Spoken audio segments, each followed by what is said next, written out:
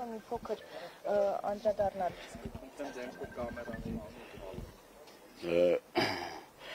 Իշխանության վերաբերմունքը նոր չի, իրենք արդեն մի քանի տարի է փորձում են մոռացության մատնել մեր նահատակների, հիշատակների օրերը եւ ես ամսի 2-ին, սեպտեմբերի 2-ին, երբ որ եռաբլուրում էինք, ծնողներից մեկը շատ հուզված ասում էր, որ անգամ չեն բարեհաճում այն պսակները, որ ուղարկում են, պատշաճ կերպով ուղարկեն, այսինքն տաքսիների միջոցով են անում այդ ամեն ինչը, սա վերաբերմունք է, սա խոսում է նրա մասին, որ այս մեր իշխանության կոչվածները որևէ պատասխանատվության զգացում չունեն, այս իշխանությունները ամեն ինչ կրկնում եմ անում են, որպեսզի մոռացության մատնեն մեր հերոս նահատակների փառքի ճանապարհը ուղին, իրենք ամեն ինչ անում են, որ ջնջեն մեր պատմությունը, հիշողությունը, իրենք արշավ են սկսել հայրաքելական Սուրբ եկեղեցու դեմ, իրենք խմբագրում են մեր պատմությունը, իրենք կրկնում եմ անողոք պայքար են սկսել մեր խորհրդանիշների նկատմամբ, մեր ինքնության նկատմամբ, ցեղասպանության զոհերի հիշատակը, գիտեք ինչ, էլի ինչ խայտառակ մի խոսույթով են հանդես գալիս ասելով, որ պետք է հասկանանք անուն ազգանուններով եւ ինչա տեղի ունեցել, այսինքն սրանք մի խնդիրների մի փունջ են, որ բնորոշում է, բնութագրում է իշխանության ամենաբարձր օղակներում գտնվող մարդկանց տեսակը, էությունը, իրենց գաղափարախոսությունը, արժեհամակարգը եւ միայն ծնկի են գալիս իրենց արդեն ծնկի են գալիս ոչ թե շիրիմների առջև, իդեպ հիշում եք տարիներ առաջ, երբ որ ծնկի են գալիս շիրիմների առջև, ինչպիսի խոշնանգումների են ենթարկում հերոսացին ծնողներին, հիմա ծնկի են գալիս ԿՊ խմբակցության, չգիտեմ, ԿՊ այդ իրենց համագումարի ժամանակ եւ մոռացել են թե ինչ են արել, ինչ ավիրներ են բերել, մոռացել են, որ մեր հերոս նահատակների ծնողներին են տարել զնդանները, բանտերում այսօր Արան Արուսլամյան անազատության մեջ, Գարիկ Նագալեյան, վերջերս իմացանք էլի մի հերոսացին ծնող են էլի անազատության մեջ պահում, սենց շարունակ եւ անազատության մեջ են պահում ծնողների, որոնք իրենց կարծիքն են արտահայտել, որոնք դեմ են գնացել այս ապիկար դավաճանական իշխանություններին եւ էլ ինչա պետք հասկանալու համար, թե իրենք ինչ վերաբերմունք ունեն, էլ ինչա պետք հասկանալու համար, որ իրենց սեղանին եղել է փաստաթուղթ եւ միջև հիմա չեն հրապարակում այդ փաստաթուղթը եւ ասում էին Արցախը Հայաստանը եւ վերջ մենք սկսում ենք սեփական էջից, սեփական զրոյական կետից, նոր պատերազմ, նոր տարածքներ, հետո այսքան արհավիրքներ բերելով խմբագրում են, կրկնում են մեր պատմությունը։ Ամեն ինչ ավելի քան պարզ է, մեր ժողովուրդը հասկացել է ում հետ գործ ունի եւ իրենք այլևս չեն սպասարկում մեր պետության, մեր ժողովրդի շահերը։ Այսօր խոսվում է, որ խաղաղության դարաշրջան ենք մտնում, արդյոք հիմա հավանական է խաղաղություն այն էլ թշնամու հետ։ Հերթական խաբկանքն է, հերթական մանիպուլյացիան է, տեսեք, ես մի քանի ամիս առաջ Սյունիքում էի եւ տեսնում էի, մտել եմ այդ տները եւ տեսել եմ, թե ադրբեջանցիները ինչպես են այդ խաղաղությունը պատկերացնում, ես տեսել եմ այդ կարակված փամփուշտների տեղերը, ես տեսել եմ այդ արկերի տեղերը, ես ինքս էլ այդ կարակոցի ձայները լսել եմ Սյունիքում լինելով, ոչ միայն Սյունիքում, նաև Տավուշում էլ տենց, եւ իրենք ինչքան էլ որ ասեն, որ գիտեք ինչ կա, դա թիրախային կարակոցներ չեն եւ այլն, ինչ նշանակում մարդկանց բնակարանների վրա կրակելը եւ երջանիկ պատահականություն ա եղել, որ զոհեր չեն եղել, վիրավորներ չեն եղել եւ ասել, որ գնում ենք խաղաղության ճանապարհին, այնինչ Ալիևը գրեթե ամենօրյա ռեժիմով խոսում է Զանգեզուրի միջանցքի մասին, խոսում է Հայաստան ադրբեջանցիներին բնակեցնելու մասին, խոսում է հայ ազգի հիվանդ լինելու մասին, թանակը դեռ չչորացած նոր պահանջներ են դնում, նոր ավելի կործանարար զիջումների են գնում, նոր տարածքների հանձնման մասին են խոսում են նրա մասին, որ Հայաստանում դեռ կան ադրբեջանական տարածքներ, որոնք որ պետք է վերադարձվեն Ադրբեջանին, ինչի մասին է խոսքը, որտեղ եք դուք այդտեղ տեսնում խաղաղություն, այդտեղ ինչ կա խաղաղության մասին, հերթական զիջումների են պատրաստում մեզ եւ արդեն բանը հասել է նրան, որ սուվերենությունից, ինքնիշխանությունից խոսող իշխանությունը պատրաստվում է անկախության հռչակագիր սահմանադրություն փոփոխել, որն է դրա խաղաղության գնալու ճանապարհը։ Հիմա Արցախում էլ կրկնում եմ խաղաղ, որտեղ այնտեղ հայ մարդ չկա։ Եթե այդ խաղաղություն իրենք պատկերացնում են Հայաստանի Հանրապետությունում, ես կներեք, ոչ մի հայ մարդ այդ խաղաղությունը չի ուզում։ Եվ պետք չի ամեն անգամ, տեսեք, իրենք պատմությունից սկսած ամեն ինչով էլի, այտենց մի հատ տեղ չկա, այտենց մի հատ սրբություն չկա, որ իրենք չկպնեն։ Այն խոնարհումի եւ հիշատակի օրերը ֆեստիվալներ կազմակերպելով դրանով են գնում խաղաղության, այսինքն որն է, ես ուզում եմ հասկանամ, որն է դրա խաղաղությունը։ Թշնամու պատկերացրած խաղաղությունը դա առանց հայի Հայաստանն է։ Պարոն Դանիելյան, պատերազմից 1 տարի անց 2021 թվականին իշխող քաղաքական ուժի պատգամավոր Ռուբեն Ռուբինյանը Դաշնակցությանը մեղադրում էր պատերազմի ժամանակ փողոցներում ակցիաներ անելու համար։ Որտեղ էր 44-օրյա պատերազմի ժամանակ Դաշնակցությունն ու ինչ էր անում։ 44-օրյա պատերազմի ժամանակ Դաշնակցությունը առաջնագծում էր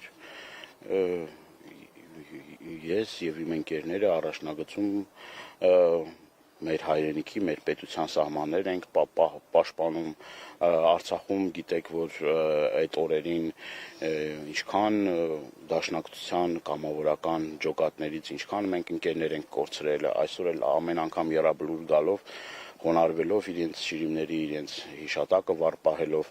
գիտեք ինչ դա անբարոյականություն է, էլի, անբարոյականություն է, իրենք էլ լավ գիտեն դաշնակցությունը եւ դաշնակցականները որտեղ են եղել, իրենք լավ գիտեն, որ դաշնակցության, չգիտեմ, դաշնակցության կուսակցության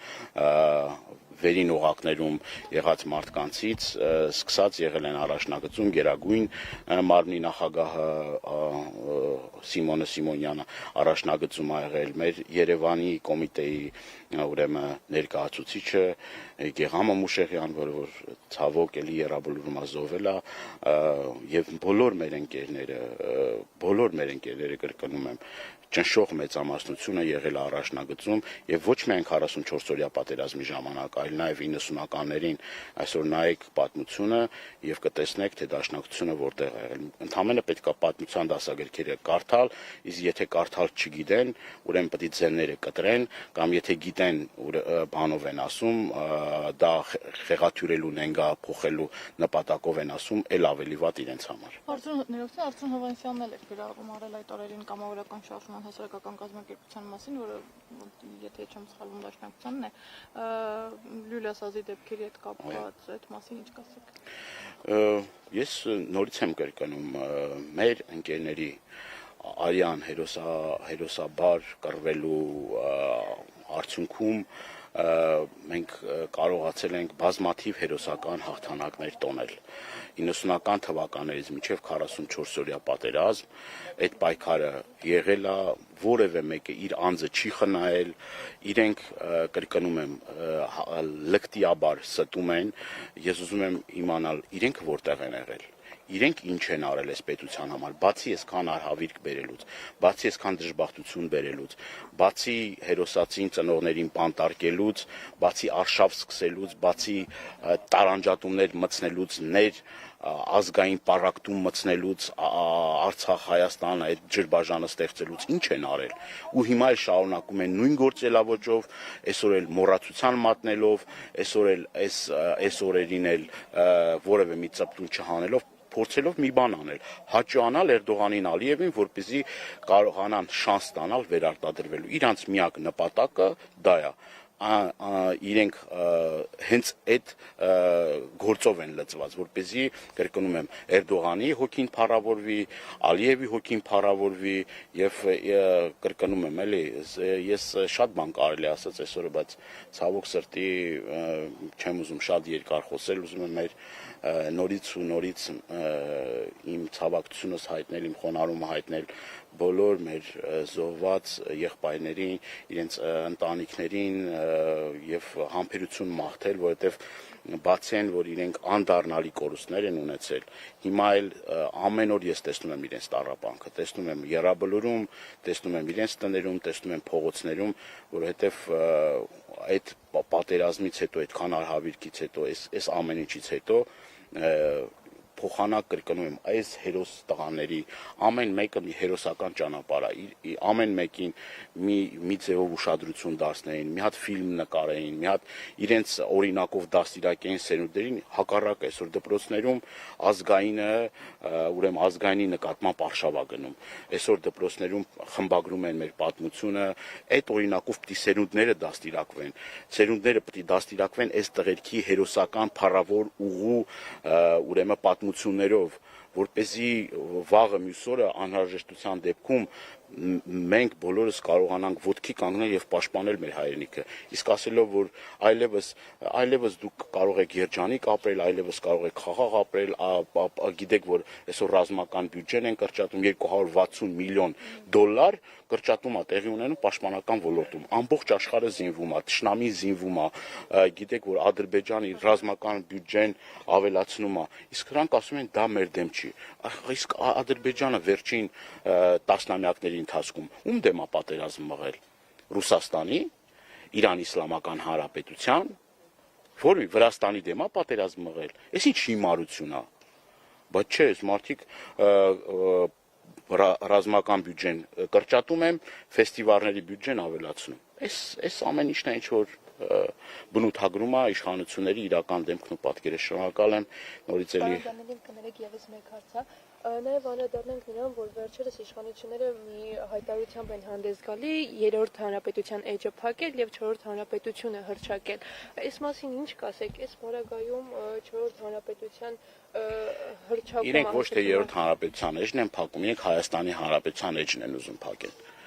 Այդ երրորդ հանրապետությունը, ասում են երրորդ հանրապետության էջն են ուզում փակել, իրենք Հայաստանի հանրապետության էջն են ուզում փակել։ Առանց երրորդի Էջ ուզում են փակեն Հայաստանի Հանրապետության էջը, ոնց որ փակեցին Արցախի էջը։ Արցախի համար ինչ էին ասում։ Ինչ են ասում Արցախի համար։ Ասում են մի փոքր նշաձողը իջեցրեք, լան կոնսոլիդացիա, դրանից առաջ ասում են Շուշի հադրուտ դեօկուպացիա, անջատում հանուն փրկության, ուր է հիմա Արցախը։ Ումն է Արցախը հիմա։ Ասում են թե չէին ասում։ Ասում են չէ։ Հիմա նույնն էլ Հայաստանի հետ է կատարվում, ինչ տարբերություն։ Ես կրկնում եմ Ինչա արցախցիների երակներում ուրիշ արյուններ հոսում այդ էթնիկ զտում ցեղասպանությունը մեր քույրերի եղբայրների հետ չի տեղի ունեցել հիմա այդ շիրմաքարերը որ պղծում են հիմա որ մեր պատմամշակութային կոթողները ավիրում են դա ուրիշ մի ազգի պատմամշակութային կոթողներ են ուրիշ ազգի եկեղեցիներ են ուրիշ ազգի սրբավայրերն ու գերեզմանակարեր են խաչքարեր են հուշարձաններ են ուրիշ ազգի են Հայ ազգինը չէ։ Ինչը տշնամին փոխվել է, հա, բանը ուրիշ է, դարել է կիրթ ու կառուցողական իրենց բնութագրմամբ։ Եվ բանը ամեն անգամ ձեռառնելով, ասելով որ հիվանդ հասարակություն է։ Հիվանդ հասարակություն, այդ են մեզ բնորոշում ադրբեջանցիներ։ Եվ իրենց կրթական ծրագրերում բացեք Ադրբեջանի կրթական ծրագրերը, հայատյացություն, ֆաշիզմ ասելով որ ամենալավ հայը դա մեռած հայն է այդ քարոզչությունն է գնում իրենց մոտ բա դրանից հետո էլ ինչի մասն է խոսքը ինչ ուրիշ բաների մասն է խոսքը էլի ես նորից եմ կրկնում իրենք ուզում են Հայաստանը դարձնել մի անողնաշար երկիր, լավագույն դեպքում անողնաշար երկիր, որը ունի խորհրդանիշներ, ունի պատմություն, ունի անցյալ, ունի ազգային գաղափարախոսություն, ունի հերոսներ, ունի եկեղեցի, ունի ինքնություն, ունի տեսակ, ոչ մի բան չունի, սպասարկող անձնակազմ, լավագույն դեպքում Հայաստանը հայ ժողովրդին դարձնել սպասարկող անձնակազմ թուրք-ադրբեջանական տանդեմի համար։ Այդ է իրենց նպատակը։ Ուրիշ բան ես չեմ կարողանում պատկերացնել, որովհետև իրենք գնում են այդ ճանապարհով։ Սա մի դրվագ չի, մեկ հարց չի, սա ասենց բազմաթիվ իրենց, այսպես ասած, հստակ, իրենք կրկնում եմ, հստակ իրենց արժև այդ խնդիրը դրել են։ Ու այդ խնդիրը հետևողականորեն ցավոք սրտի մինչև այս պահը այդ խնդիրը հետևողականորեն իրացնում են պատար անելով մեր տարածքներից տալով, գիտեք որ նորից եմ կրկնում խոսում նրա մասին նոր զիջումների մասին եւ սա է պատկերացրած 4-րդ հանրապետությունը։ Դուք այս խղճուկ վիճակում եք պատկերացրել Հայաստանի հանրապետությունը։ Մենք ես ենք պատկերացրել Հայաստանի հանրապետությունը։ Իհարկե ոչ, իհարկե ոչ։ Շնորհակալ եմ։